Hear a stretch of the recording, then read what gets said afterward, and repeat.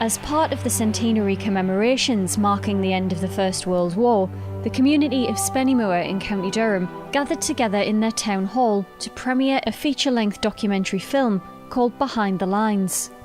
The film tells the story of local people from Spennymoor who worked in medical services. So the idea of this project is to talk about people who saved lives during the Great War. There's a lot of emphasis on the fallen, there's a lot of emphasis on those who fought in the Great War, but the idea of this project is to highlight just one of the many other services and one of the many other ways that people contributed to that Great War effort. Today is really about promoting the film, letting people know the Local History Society, which is actually 30 years old this year as well, so we're celebrating something, has put something into local history. It's only a small bit, but the town, only started in 1840, so it's not a long-lived settlement, and it's nice to have history like this that we can promote and record.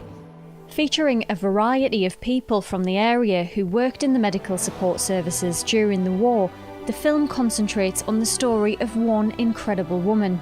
Kate Maxey became a nurse before the First World War. She volunteered for the front and was incredibly brave to do that, and then to put her life on hold, as everyone did fighting in the First World War, and giving massive support to the troops until she was severely wounded towards the end of the war.